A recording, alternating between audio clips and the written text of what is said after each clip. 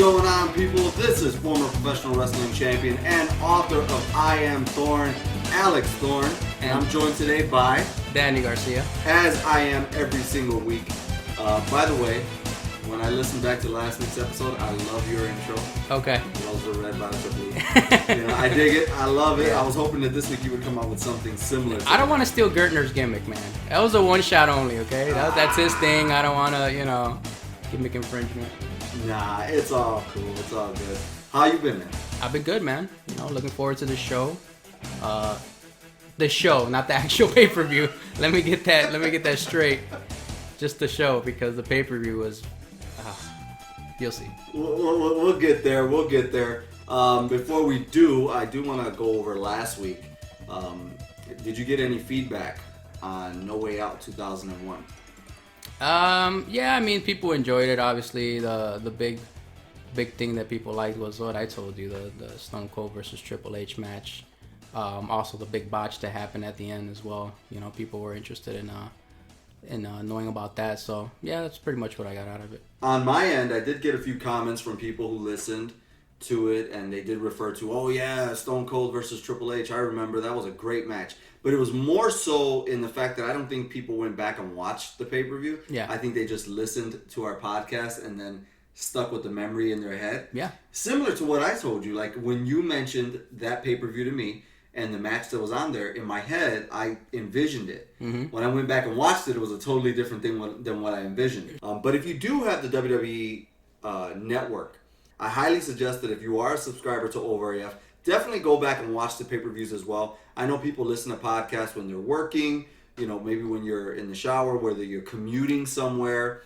But it also does help to see the events. But sometimes I guess some events are not as good to go back and watch. Yeah, this is one of them. This week, yeah. This week we're presenting SuperBrawl 6. Now, before we even get into that, I need to know what's over now. All right, I'm glad you asked. So, we'll start with a little bit of AEW. I haven't been really interested in it lately. I don't know. The only thing that's really caught my eye has been MJF, which if you don't know who he is, man, one of the best promos going on right now. He's got a program right now with Cody Rhodes, and he's basically got stipulations, right? In order for Cody Rhodes to be able to get his hands on him at a pay-per-view, he cannot touch him, right? The other stipulation he had was he has to take 10 lashes on live TV. And then the other one is to have a cage match with his big bodyguard. And then in order to get his hands on him, he has to go through that without touching him. So this Monday, he took the 10 lashes, which were pretty brutal, actually. I would have MJF change his look. How so? Because from what I know... he was a former TNA champion. He's a big guy. He wears like a half Terminator thing. Brian Cage? Yeah, Brian Cage is coming in, and Brian Cage looks like a jacked up MJF right now. Oh, you're right. They got the same hair, they have same facial structure and almost everything. So I would change that for sure. If you could put MJF's mic skills on Brian Cage, you'd probably be the best wrestler alive. But yeah, it was a good segment. I'm interested to see where it goes from there. On the Raw and SmackDown side, remember I told you Goldberg was coming back. So Friday night, Goldberg came back, cut a promo.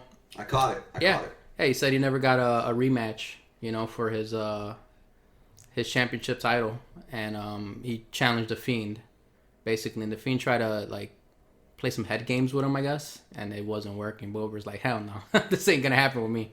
So I didn't like the segment. I thought all the hype about Goldberg on SmackDown and then live from his home, I was like, come on. It didn't seem too live either. No, I don't know. It was pre-taped and yeah. And it just felt like the cheap way out. And then the way, Goldberg, it's never going to change. So there's no use in complaining about it. Yeah. But Goldberg does come off very cocky because he's very confident. But Goldberg tends to step over that line from confidence into cockiness very quickly. And you want to root for somebody who has confidence, but when they're as cocky and laughs at the heel like Goldberg does, it just kind of makes you be like, okay. Yeah. I don't know what, I really want to cheer for him, but if he's gonna no-sell for The Fiend, then this is a bad move. Well, and I don't mean physically no-sell, I mean emotionally in no-sell. promos and stuff? Okay. Yeah, if he's gonna laugh back at The Fiend, instead of slightly look concerned, yeah, that's a mistake. Yeah, I can agree with that. I mean, I don't think he's gonna win at a Super Showdown, but I mean, that's Saudi money, brother. Yeah, and then Bray is young enough to take the hard hits that Goldberg is inevitably going to give him. Goldberg is stiff. There's no changing it. It's been like that for the last 25 years. Right. So, and Bray's big enough and tough enough and young enough to absorb those hits and get past it. Sure. Which is, I think, why they're pitting them against each other. I could see that. Well, what better way to put Bray over than to, beat Goldberg. I mean, because at this point, the streak, all that's in the past. Yeah. The myth, the legend that is Goldberg. By the way, I will say this because I'm a huge Goldberg fan. The more he comes back, the more it hurts him in the long run. Yeah. Much like the Undertaker's, matches post getting beat by Brock Lesnar, you don't really remember too many of them. Right. It's just kind of like, okay. I think the vision of Goldberg spearing Dolph Ziggler, like he did. I think we spoke about it back then too. Spearing Dolph Ziggler, going out the way only Goldberg can, very dominating, is the way Goldberg should be. Because once he loses at this event, which he will inevitably lose at this Super Showdown, that means there's one more left in him. Because he's not going to want his last match to be just losing to somebody. You got to know it. But that's the business, isn't it? I mean, you do the honors, you lose. That's the way you leave the business. You go out on your back. Right? No, not necessarily. Okay, that used to be it. Well, name a huge star that's won. That's if you still have the name and marquee to put somebody over. No matter who beats Goldberg, they don't get put over. If you understand what I mean. Okay. If it was Goldberg 1999, Kevin Nash got put over by beating.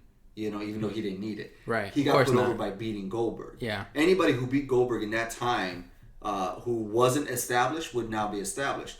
Beating Goldberg today is not, like beating Goldberg in 99. Well, yeah. It's just something that happens. Sure. It's a possibility. Especially since he's older. Yeah. And so forth. And his light in the WWE, his name, doesn't carry the weight that it used to. Right. That's what I'm trying to say. You don't go out on your back at this point. At this point, it's nostalgia, and you come back for SummerSlam, you beat somebody fast. You reinforce what it is. I remember it. I don't mean to get off topic here, but I remember hearing Jim Cornette talk about the possibility of Hulk Hogan coming back at WrestleMania 36. This was about a month ago. And he said, at this point, he can't lose. Hogan can't lose because no matter who beats him, you beat an old man. You didn't beat Hogan 89. You didn't beat Hogan 93. You beat an old man Hogan after all these surgeries. So the only way to make Hogan come back if he has a match is to have him win. Because now you're just catering to the fans that still love Hulk Hogan. Right.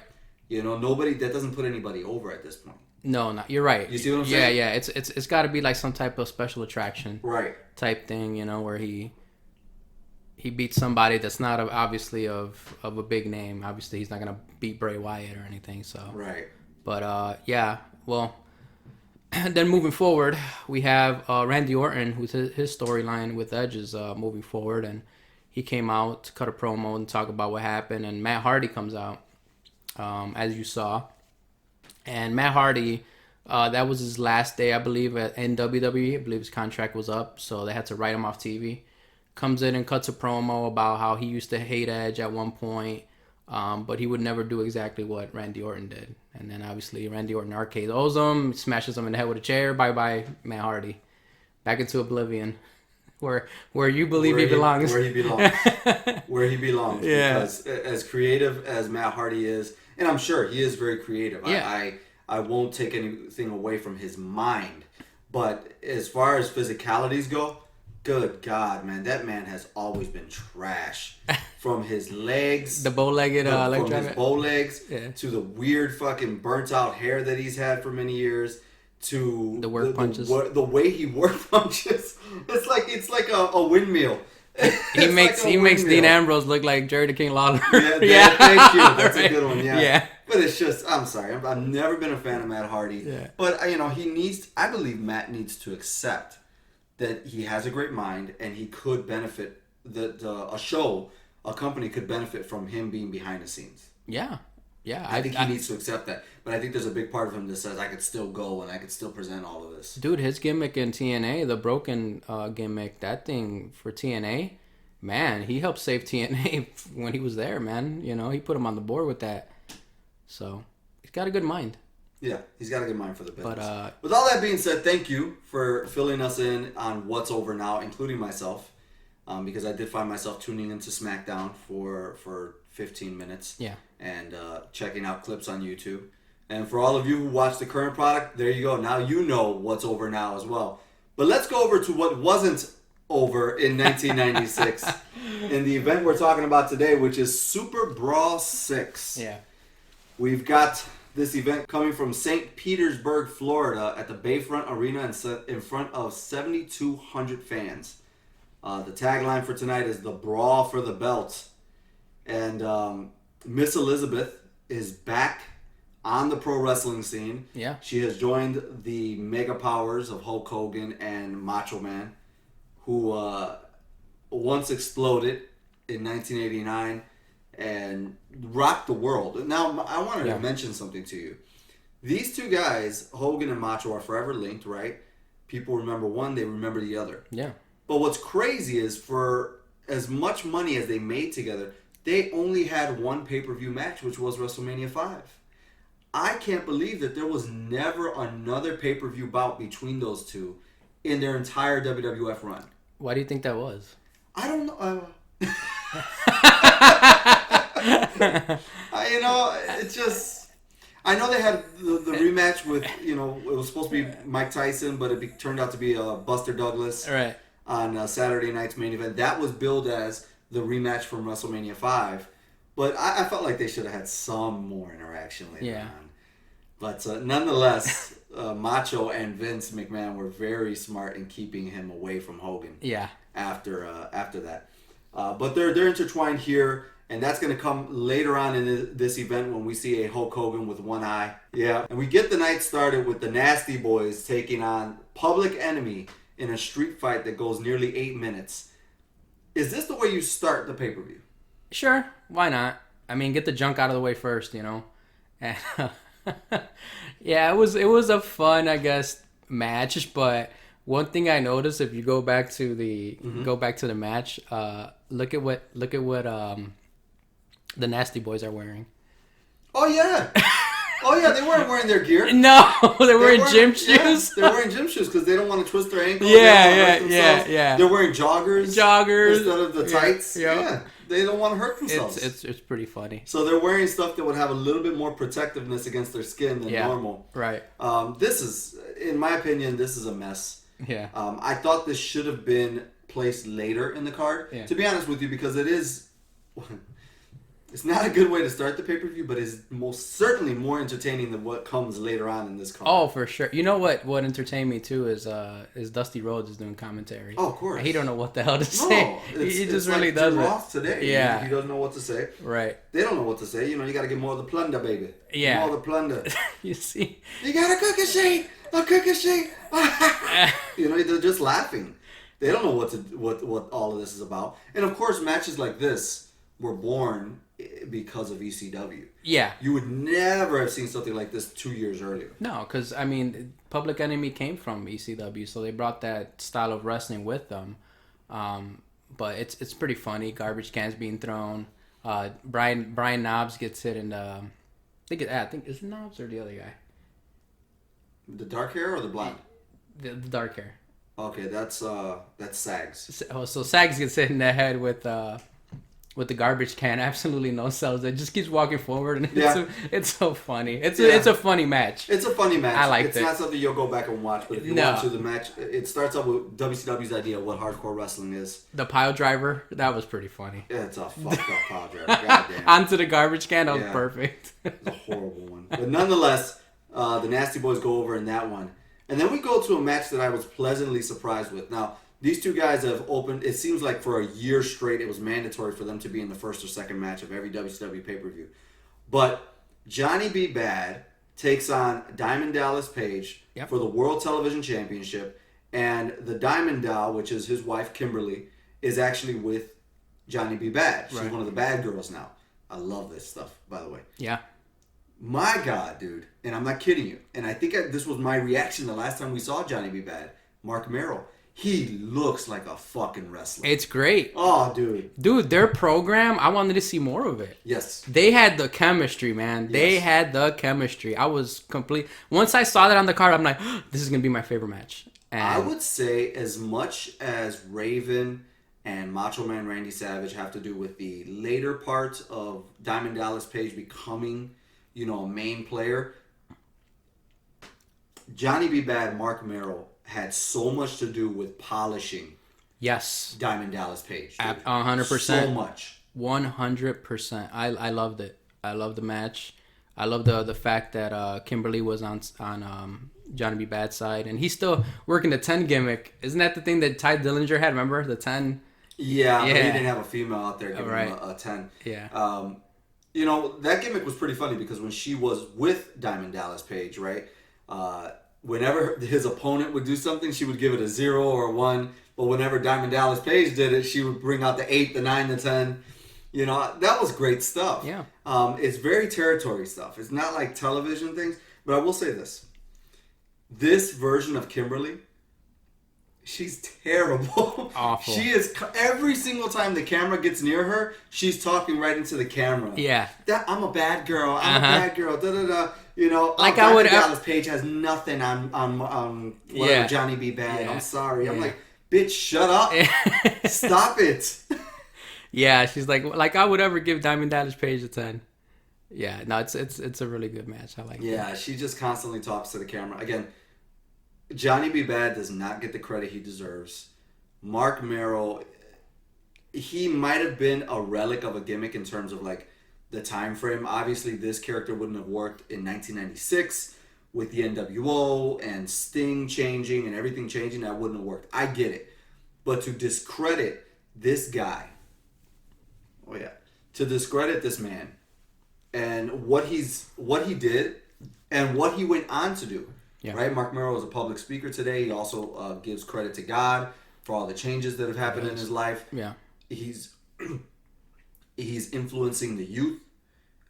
I have nothing bad to say about Johnny B. Bad. But guys, great job, man. Awesome job. Yep. From Johnny B. Bad 15 and Diamond Dallas Page. But also, let's not forget, this is also for like $1 million check or $6 million. $6,600,000. Yeah, and they're not even main event players, but they're wrestling for That's a lot of money, yeah. Ted Turner money. I'm sure Hogan was backstage somehow saying, this isn't real, right, brother?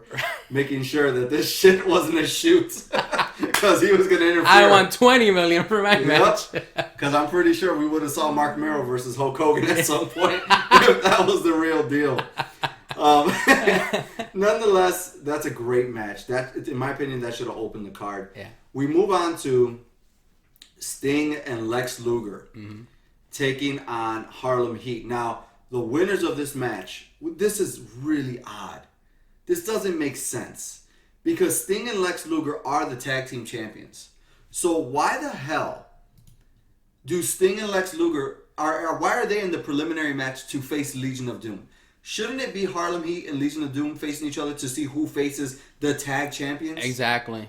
It just makes no sense. This is backwards thinking. Yeah. It's very WCW. Very WCW. Let's just put it that way. Yeah.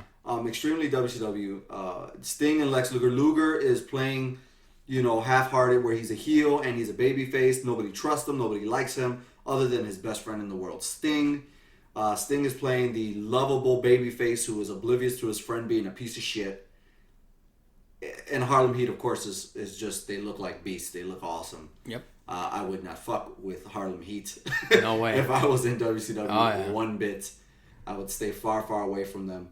Nonetheless, in this match, most of the heat goes on to Sting. Yeah. There's not really any notable moments. Obviously, the standout athlete out of this whole thing is Booker T. Definitely. Absolutely, no doubt. Yeah. Lex Luger and Stevie Ray are the ones who just kind of fall behind constantly. Yeah. Well, Luger's got the heel tactics where he doesn't want to tag in unless somebody's down. Yeah, unless somebody's down. So Yeah. Again, the thing is, and we spoke about this the last time, Luger in WCW seemed like he was in limbo at some point. Yeah. He's trying to deliver a story, and you understand the story because of the announcers, right? But he's just not a good storyteller himself. Exactly. So the story's being told around him, and he's just kind of fumbling around it. Nonetheless, Sting and Lex Luger go over because interference by the LOD. Yep. If that sounds odd to you, it very much is. That the LOD come out and interfere so that they can face Sting and Lex Luger because they don't have a problem with Harlem Heat. Right. They have a problem with Luger and they want to get their hands on him. Yeah. Again, Sting and Luger are the champions. Mm-hmm. I don't know who booked this. Apparently Kevin Sullivan, right? The Booker man. We'll get to that. Oh. That's going to be the majority of this podcast. Woo! That's what happens there. It's very odd. I don't get it. And then we move on to the absolute worst match. Oh my God. Dude, we've got Conan, who is the United States champion, taking on One Man Gang. Yeah. Brother, when I talk about sticking two people with zero chemistry. 2 left feet. Oh my God. I'm assuming that Conan got as big as he did in Mexico because he was working people who were maybe opposite of him, maybe faster, could work. Yeah, like think about Rey Mysterio, Vince Guerrero, like people that helped him shine. Yeah. Same thing with One Man Gang. One Man Gang needs to work with somebody who can work around him. Mm-hmm. These are two people who cannot work on their own. No. Oh my God. Dude, 7 minutes and 27 seconds of the dullest fucking in-ring action ever. No chemistry. Terrible ending. I mean, I want to say this. I don't know what to say. If you're an old school wrestling fan and you haven't watched this, and you may not watch it, yeah. Think of Hercules Hernandez taking on the Warlord. Yeah. That's what this match was. Yeah. Or, I don't know if you remember this feud. Back in 91, British Bulldog Davey Boy Smith versus the Warlord in the full Nelson challenges. Oh, God. Do you remember that? That's what this reminded me of, to where I was like, God damn it, just stop. It's so bad. I don't know if you noticed, but they cut to like a NASCAR guy. And they just talk about him for a while because they're like, yeah, they're enough of this shit, man. Yeah. It's so bad. Somebody should have said communication to the referee. Take it home. Take 3 it minutes home. in. Yeah, Let's get off the air. Pin him. But Conan defeats One Man Gang in just a sloppy... It's a sequence where Conan's on the floor. One Man Gang goes up to the second rope to do a splash, which he lands on his feet and then rolls to his stomach. And then he stays there. He gets up prematurely. Conan slowly gets up to the top rope and does like this cannonball off of there that barely touches One Man Gang. And then that takes it home. And he gets out of the ring as soon as it's done. Because he almost looks just as frustrated as we do. It's so bad. Look at that. What the hell is that? I don't know. They do a gimmick where One Man Gang gets tangled up in the ropes at one point, and then what would normally be Conan doing a splash onto One Man Gang so they can go over the top rope, they go through the middle ropes. Well, he holds on because the stairs are there. Yeah. So he doesn't want to obviously get hurt. That makes sense to me, but the move itself didn't make sense. So stupid. Anyways, we're going to move past this into the real talk of this. The match that goes 1 minute and 36 seconds. I love it. So, I had to look this up. When I saw this happen, I had to pause it. I had to rewind it. I had to replay it. I had to look it up on the internet. Kevin Sullivan with Jimmy Hart taking on Brian Pillman in an I Respect You strap match. Right. This is not a work. No, this is, well, basically the I Respect You strap match is basically like an I Quit match mixed with a strap match. But Brian Pillman was on his way out. After this, he went to ECW and cut that promo. But this is the weirdest thing you'll ever see. This is so weird. It's crazy. It's crazy because even the referee's like, what the hell? He doesn't know what's going on. But then Arn Anderson comes in, and they have a quick match. Well, let's not jump the gun just yet. Sure. Let's not jump the gun just yet. So, Brian Pillman comes out with the strap. And, dude, look at this. I mean, it's just It looks like he's trying to take him down like an actual wrestling shoe. Look. He's trying to take him down because he is an amateur wrestler, I believe, right? Yeah. Sullivan. Yeah. He's trying to take him down, but Pillman ain't letting it happen, man. No, he's just hitting him. Pillman goes right in, and this looks like a fight. Yeah. And he's not letting up on him in terms of like actually hitting him or nothing. They never get strapped up. Nope. Pillman is literally, and then wait till Sullivan hits Brian. He punches him. No, dude, this is a legit punch. Yeah. He punches him.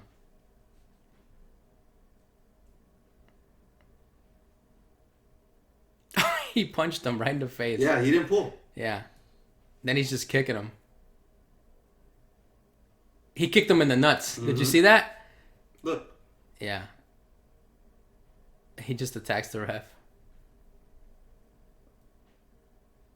Wow. So, yeah, he goes towards the referee. The referee looks petrified out of his mind. Yeah. And he just grabs the mic and says, "I respect you, Booker, man." Now, this is backstage talk, obviously. Kevin Sullivan is the booker at the time. I don't know if Brian Pillman has an real issue with Kevin Sullivan at the time. But from everything I've read and seen, everybody is saying this was a work. Yeah. But this doesn't come off as a work. No. Why would it be? Because Brian Pillman was gone.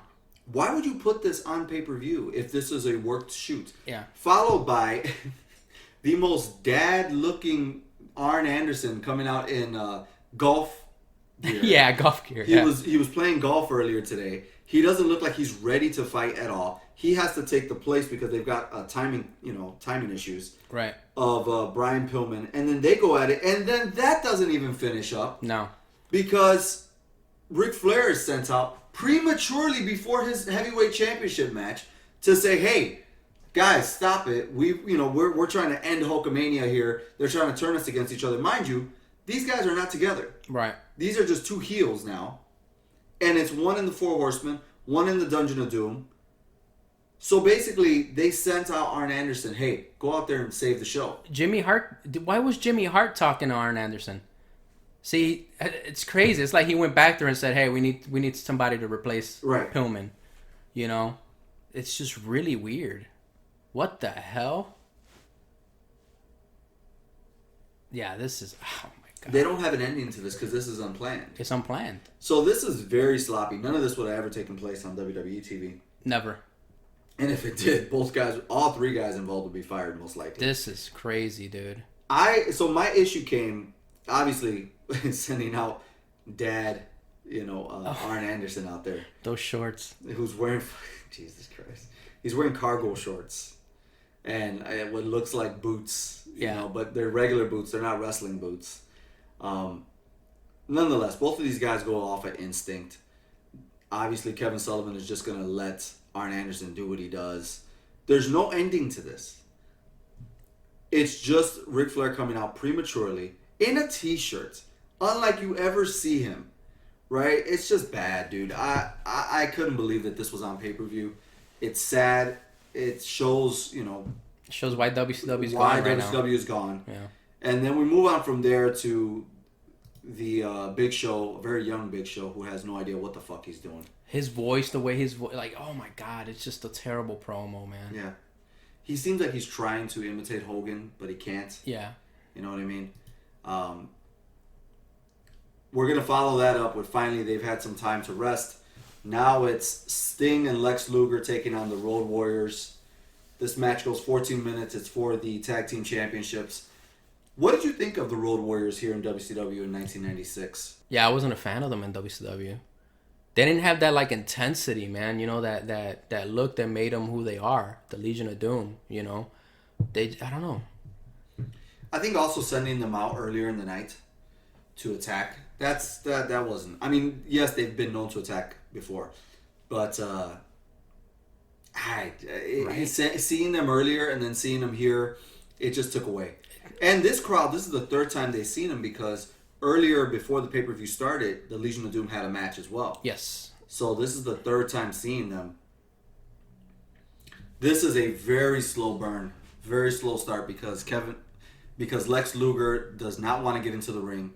It even gets to the point where Bobby Heenan, who is the heel announcer, he would typically protect the heels, be on their side. Literally, Bobby's like, come on now, let's get this going. Yeah. Get Luger in the ring.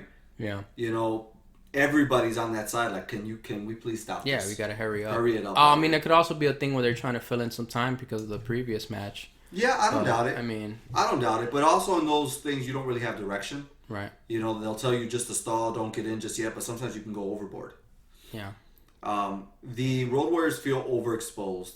There's no heat between the Road Warriors and Sting either. Exactly. Like, literally, they're just passing by each other, and it's like, okay, the bell rings, so I guess we got to fight, but we don't really want to fight. Yeah. It's very odd. It's not a place where you want to see the Road Warriors in. Terrible writing. Yeah, really bad writing. They shouldn't be put in emotional friendship things like this. They're out there to kick your ass. I do want to say, this is in between. This is like after their WWF run. Yeah. And then Hawk went to Japan. He did. Yeah. This is his return from Japan. So him and Animal are just kind of getting back together with each other here in WCW. And Hawk had a pretty good run in Japan, actually. Hawk had a very successful run in Japan, as well as a singles run here in WCW before Animal joined him. Which is insane because Animal joined him like in very WCW fashion. They were doing an interview and he just comes out. Yeah. And it's just like, yeah, now we're together. All right. Whoa, what a thing. The Road Warriors back together. All right. Back to you, Tony. And back to you. What? Call the hotline. Yeah. It was just very poorly done. I don't think WCW didn't have the theatrics or the storytelling involved backstage to actually make the Road Warriors a big thing. Right.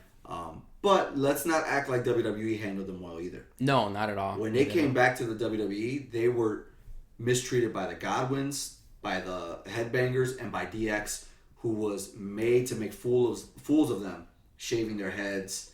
The alcohol gimmick with Hawk. That's after LOD 2000. Come on, so man. They had a very bad tail end of the 90s. Yeah. You know, the wrestling industry didn't treat them well. But I do want to say this. After watching this, my idea was, when I thought about everything we just talked about, I said, man, what if the Road Warriors, and I put this in a Facebook group, what if the Road Warriors came back by Sting's side once Sting went silent? NWO is there. We haven't seen Road Warriors in a while. Sting is now silent. He's doing the crow gimmick up top, right? What if the Road Warriors came back with black and white makeup, black and white shoulder pads, and didn't say anything? Like the crow gimmick? But and just stood there with Sting. That would have been badass too. Because, Sting was a very lively character, as was the Legion of Doom.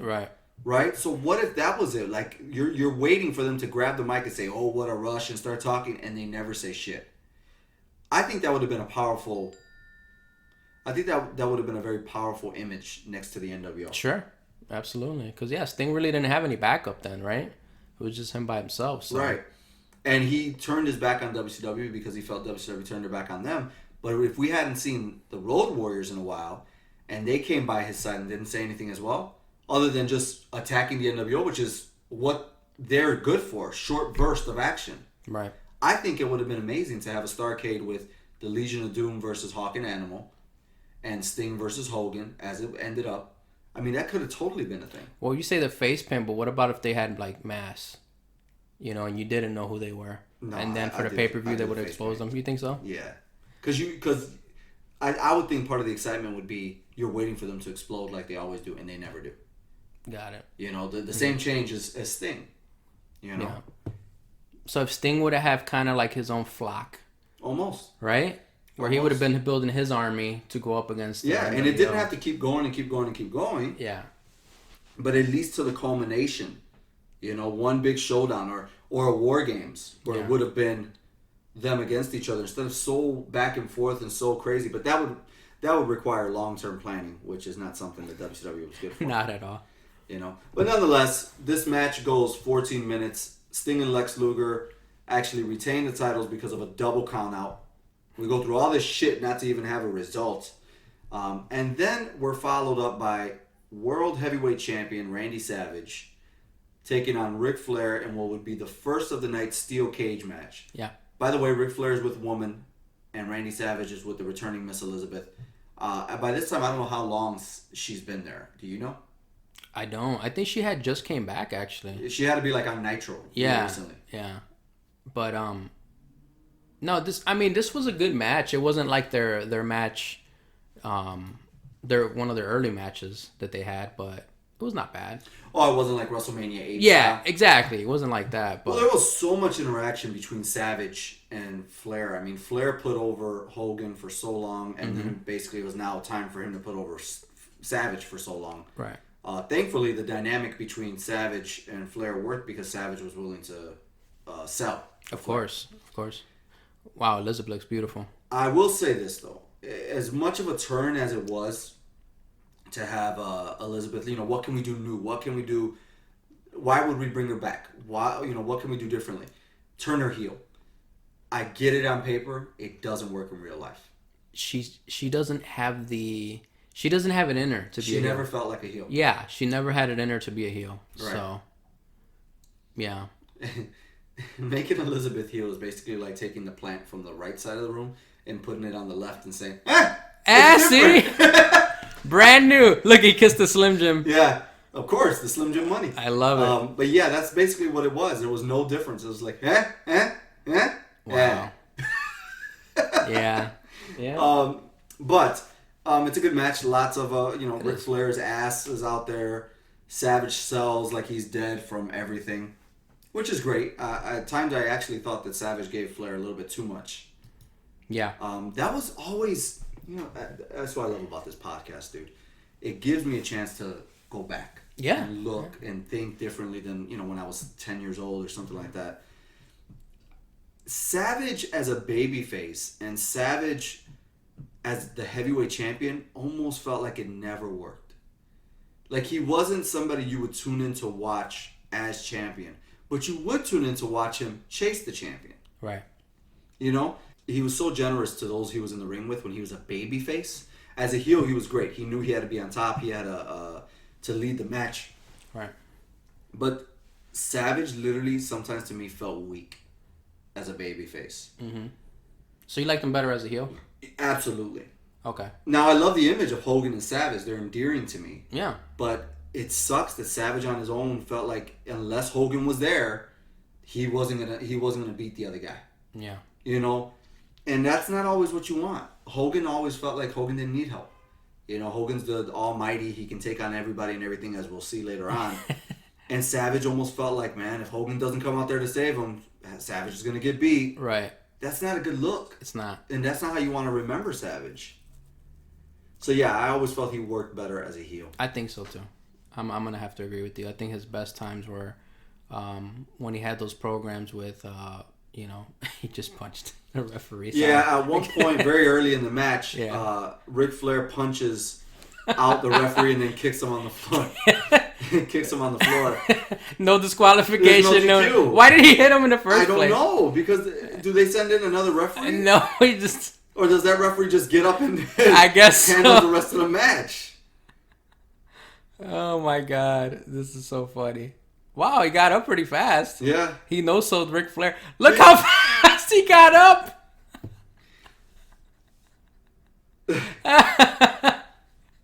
That's got to be the quickest I've ever seen a referee. The referee was down for 45 seconds. And he's okay now. And he's okay, back up. He's slightly woozy, but he's back. That, I'm pretty sure that was unplanned. Wow. And Flair just did that out of nowhere. Just to mess with the referee, maybe. Yeah. Again, WCW and these older guys, I don't think they planned much.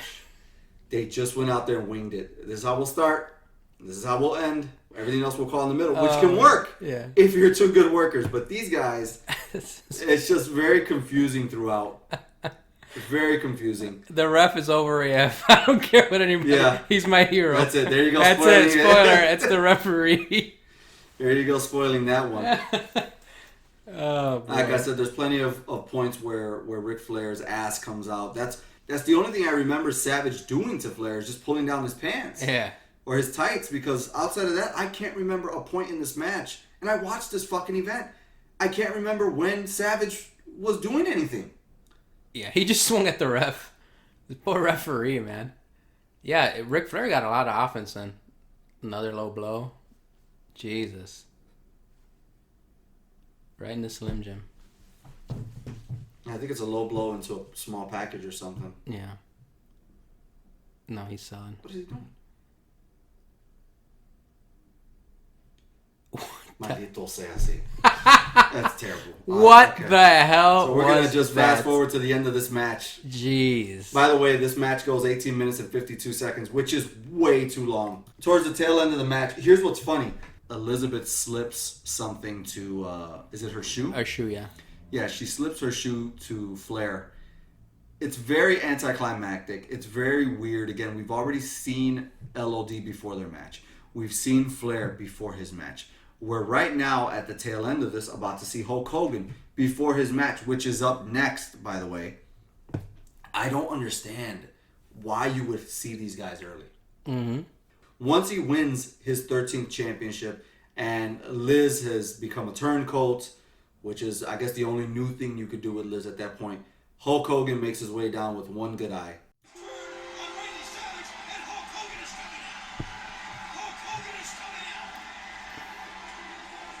Hulk Hogan has to come out. By the way, he's getting some size here.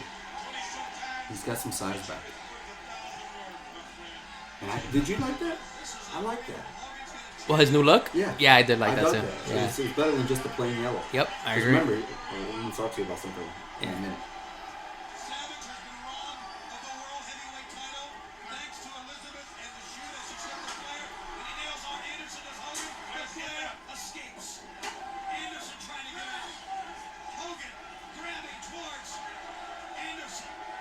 Wouldn't the first reaction be to go and just go over Savage and just cradle him? Right.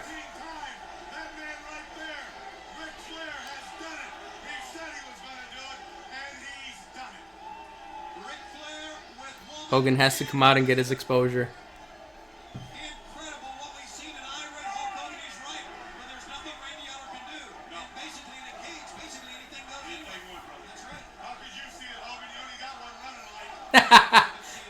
On that subject, Hulk Hogan, I have got a big problem in trying to make heads or tails of what just went on out there. Well, you know something, brother? The last thing I thought was Liz would stab the Macho Man in the back, brother. Maybe it goes back to 4 years ago when they separated, man, legally. Maybe it goes back to things I don't understand. But as far as I'm concerned, brother, Macho and I are on our own. Elizabeth is a turncoat.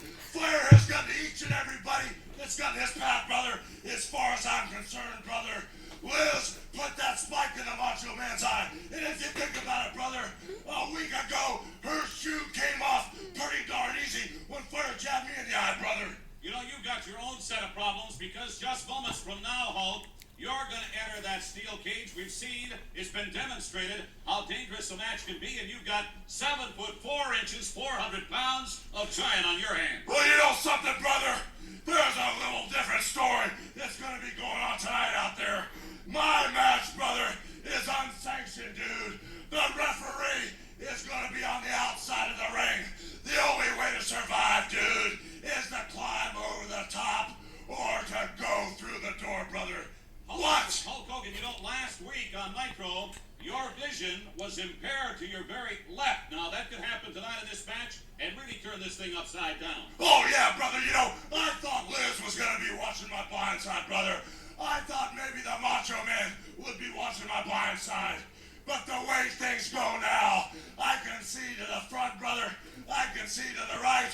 And as far as I'm concerned, all the Hulkamaniacs, dude, and the big man upstairs as my witness will be guarding my blind side. What's that guy gonna do? All right, so after this long-winded bullshit from Hogan, I'm sorry. And again, we're big Hulkamaniacs, but I can't deal with this shit. This is some highway robbery bullshit from Hogan that he's main eventing the pay-per-view where he's not the champion. He's not. The biggest thing from this pay-per-view that's going to be taken is, God. my God, Miss Elizabeth turned on Randy Savage in the pre-main event. While Hogan, you know, oh, fuck, man. I'm hot. I'm literally hot from being so pissed off internally right now. Oh my God! How much do you think he politicked to be the main event in this?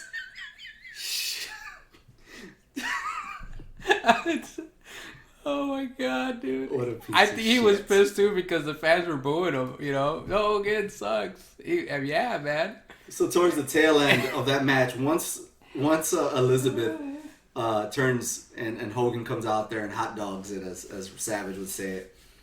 The fans are saying Hogan sucks. Yeah. This is in Florida where he lives, where they see him all the time.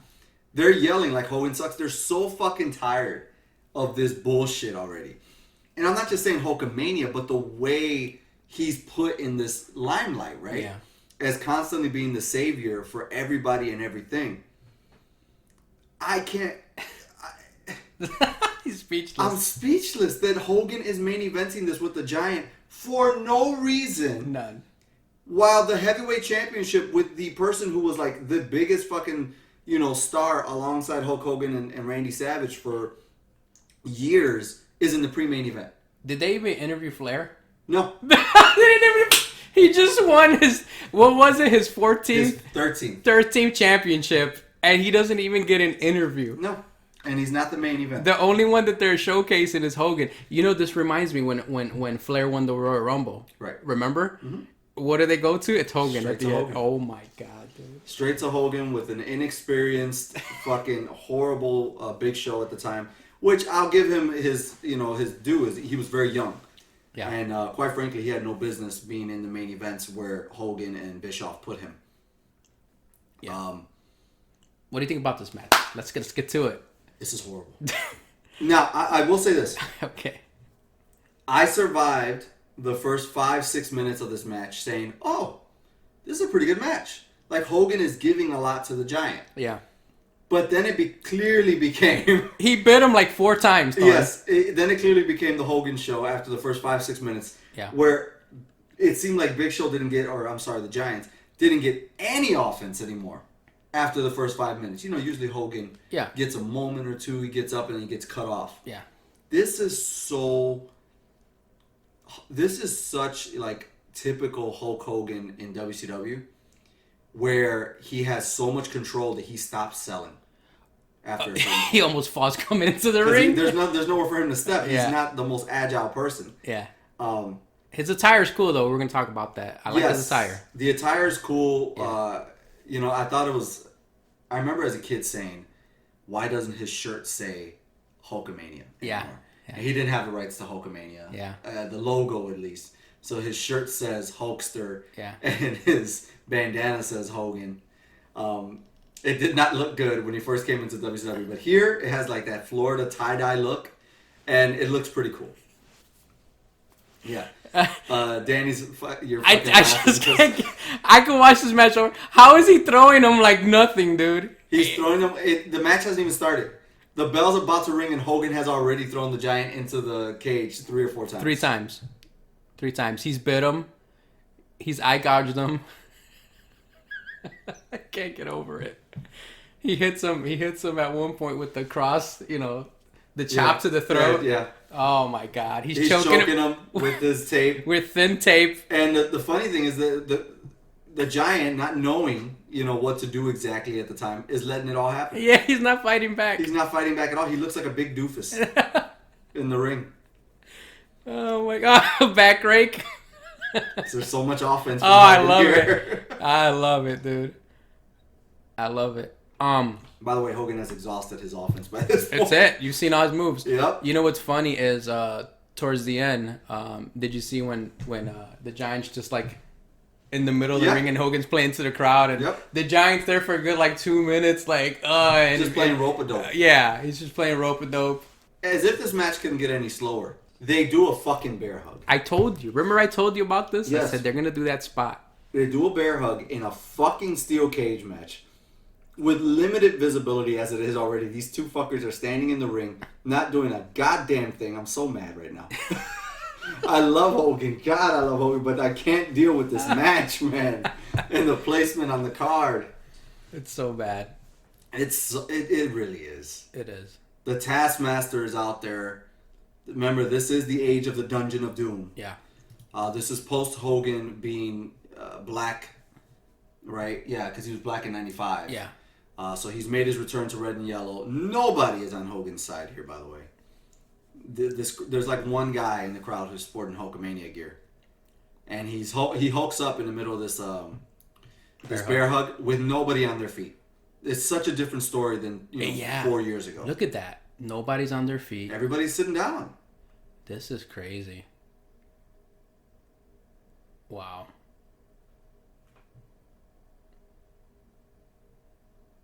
This sucks, man. They try to play it like, a 1988 match, and it doesn't work. It doesn't.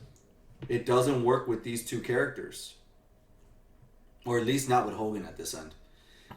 He's just not over in WCW. He wasn't at this point. He takes the worst choke slam. He can't get up. Hogan has always been so incredibly heavy. He doesn't know how to leave his feet. He doesn't. Look at... He jumps up, gets high. Big Show catches him like mid-fall. And puts him down and just lays him like you would like a newborn baby in a crib. Ever so gently.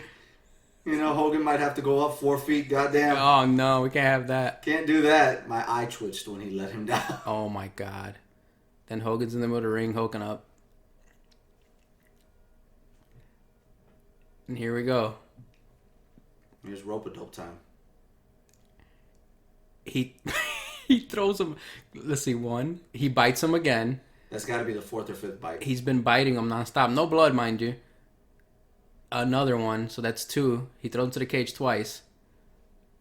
3 cage. He didn't even... Did you see that? He let him go in the middle, and then he just like, oh my God. By the way, our frustrations are not, without warrant, because there's more to be frustrated about, if you can imagine. At the end of this, there's even more. Oh my God.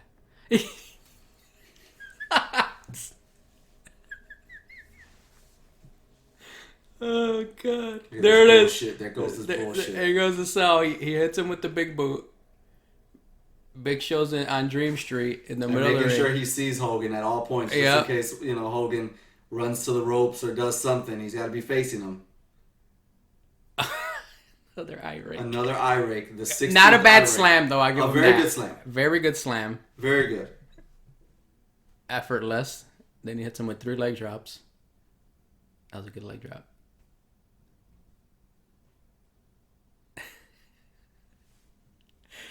Oh, God, this was funny, man. Again, he tries to play it like it's 1986. I see it. I see Hogan trying. Yeah. But there's too much. After 3 leg drops, the Big Show gets right back up. The Giant. Stops Hogan. It's the same shit. The Giant gets right back up. Like the stops Undertaker. Hogan. Yeah, he gets up like the Undertaker. And stops Hogan from going up to the top. They're both straddling the top rope. And some way, somehow, Hogan is actually able to chop down the Giant with another eye rake, the 17th eye rake from Hogan. And he falls like a tree in the woods. Timber! Look. He can barely get over. Hogan has no control. He falls like a sack of shit. I mean, that man, there's nowhere for his feet to go into. Then he gets... He knows that Taskmaster's going to come up behind him with a chair shot, and thus begins the destruction of the entire team of heels in WCW. I've never seen... Look, he's like, get in the ring. So Hogan gets out of the ring. He wins the match to get back in the ring. And put himself in danger. Puts himself in the ring where the Giant is, who's on his knees begging for Hogan not to hit him. Also, the Taskmaster just got thrown in there by the Hulkster. By the way, we're not done. If this seems like unfair, it's 2 guys against 1. No, that's not enough for Hogan just yet. This is going to get better. Oh, my God. So, the Giant's like, all right, let's team up. It's 2-on-1. But here comes Meng. Meng comes in the ring. And takes one of the worst chair shots I've ever seen in my life. Wait, here comes the Barbarian. Hugh Morris. The Shark. Oh, my God. By the way, nobody's touched Hogan yet. Hogan has given everybody a chair shot. The one-man gang. The Zodiac. Oh, my God. 1, 2, 3, 4, what 5, the 6, hell 7, was that? 8 people in the ring. And by the way, the imaginary man throws one-man gang into the steel cage. They're all just standing around like idiots. They're all just standing around. Waiting for Hogan to do something. Oh, my God. Anyways, all of those guys are followed by Haystacks Calhoun, who comes out as the Loch Ness Monster. Oh, my God. I'm sorry, but Haystacks looks like he smells. This was supposed to be the next big challenge to Hogan, and it never happened. It never happened. Yeah, they never let it go. Yeah. which as only WCW could, they all run away. All 8 men run away from one man, Hulk Hogan. Jesus. How is Hogan ever a threat? And now me and you were talking the other day, and we compared Hulk Hogan in WCW to Steven Seagal in the movies. Yeah, man, he doesn't sell. He's never in any danger. Nope. Ever. Nope. See, this is my issue here. If the next month we're building to the alliance to end Hulkamania, which is going to be 10 people, I think it maybe even 12. To these 8 people here, they add Zeus, the returning Zeus as Z Gangster, and the Final Solution or something like that, whatever his name is. If these 8 men are not a threat to Hulk Hogan, why are these 8 men or 12 men going to be a threat to Hulk Hogan and Randy Savage in cages? They're not. And why the hell are they holding him back? You would think like, hey, he just kicked our ass. Let this guy get in there. Hogan's not down. Hogan's not anything. He's hot dogging and grandstanding at the end of this event. What's the purpose for you to cheer for Hogan to beat them when he's already beat them? He's already beat them. This is a power move, dude. Huge. It's a power move. There's no wonder why Hogan was not over in WCW. Oh yeah, it's too much. It's just too much. You gotta have the babyface has got to be threatened. He's got to fight his way up where it's like the odds are against him, and you're like, man, I don't know if he's gonna, overcome this. And he does at the end. He finds a way. But with Hulk Hogan, it's like me telling you, hey, Thorn, you should go see this new movie, and then I tell you the ending. Mm-hmm. It's like, don't watch the movie. This is what happens. That's it. Oh my God. Again, yeah. I cannot overemphasize how big of Hulk Hogan supporters and fans me and Danny are. Huge. We're not Hogan haters by any means. We own all of his shit in one way or another. Yeah. But when we see this is why he was getting booed. This is why, his time in WCW prior to the NWO is not really talked about or remembered because there was so much power playing on his part. Yeah. Yeah, I think he just wanted to relive those years of, the 80s as the Hulk Hogan we all remember, right? But it just didn't work in WCW. It didn't work, and again, what was missing from Hulk Hogan being over here is Vince McMahon and quite possibly Pat Patterson. It's accountability. It's something where it's like, no, somebody telling him, no, you can't do this. And that's something that Vince McMahon understands. Even though Hogan must pose, as we've learned from the podcast throughout the years, and Bruce Pritchard, apparently that's something that Vince McMahon would say, like, no, we can't end a pay-per-view without Hogan posing. But Hogan was down. Hogan, at least you thought that quite possibly Haku could beat him. You thought that Earthquake was gonna leave him standing. He crushed him. There's a danger there. Like, oh my God, Hogan might not get up. Here, there's no doubt that nobody can touch him, including 8 fucking people. 8 people. Why? Because he had a chair? What? Oh, this is bad. And honestly, guys, I picked it because it was a February event. I looked through the SuperBrawl events and I was like, oh, I don't remember this one. This is why. You already told me who's over. Yep. the referee. The referee. You think the referee is over? I'm gonna say in this entire event, Ric Flair is the most over out of everybody. Whenever he came out, people were wooing. Yeah. He's a heel, a dastardly heel. He has done nothing to be cheered, and yet people were cheering him constantly. Do you think this was the start of that shift that people started cheering the heels and booing the baby faces? Because it kind of started feeling that way. You know what I mean? When the baby faces get too much exposure, yeah. I would say this is the start in WCW, this late 95, early 96 time. I would say in WWE it started even earlier. Okay. Because fans would boo, and they did not care about Diesel being a babyface. Mm. They didn't care about Hart being a babyface. They were cheering Shawn Michaels, and that was in 1995. So the shift already started to happen in 95 in WWE, and quite possibly here as well in WCW. 1995 was where the babyfaces were getting way too much exposure. I agree. Savage, rest in peace. Elizabeth, rest in peace. And I'm sorry that your career was handled so poorly in WCW, Savage. Man. Yeah. I'm so sorry for you. Well, with that being said, Jesus Christ, I can't get this image out of my head. I'm angry. I want to go back there. I want to be like transported to the backstage area. Like stop. You're killing the territory. You're killing it. Anyways, with that being said, next week's episode is something neither one of us has ever seen. Yeah. It's going to be AWA Super Clash 3. Yeah. So it's a pay-per-view that, like, one of our best downloads was actually, which one was it? The WWA? WWA. So if you guys want to hear about something different, kind of like that, this is going to be it. Yeah, our two top downloads in the history of this podcast is the WWA episode and then our very first ECW episode. Those are the two most downloaded by far out of any pay-per-view. So now we're going to come at you with AWA. I didn't really feel like watching ECW. I got my fill with the fucking opening match on this card. But next week you can look forward to matches such as a young Jeff Jarrett taking on Eric Embry, a mixed tag match for the AWA Women's Championship. I feel I'm starting to regret it already. Wendy Richter with the Top Guns taking on Bad Company and Medusa Maselli. Jim Cornette's going to love this pay-per-view. Yeah, this is a Jim Cornette pay-per-view all the way. Sergeant Slaughter taking on Colonel De Beers with Diamond Dallas Page. And of course the main event, which this show is really remembered for, which is Jerry Lawler taking on Kerry Von Erich. AWA versus WCCW. It's a unification match.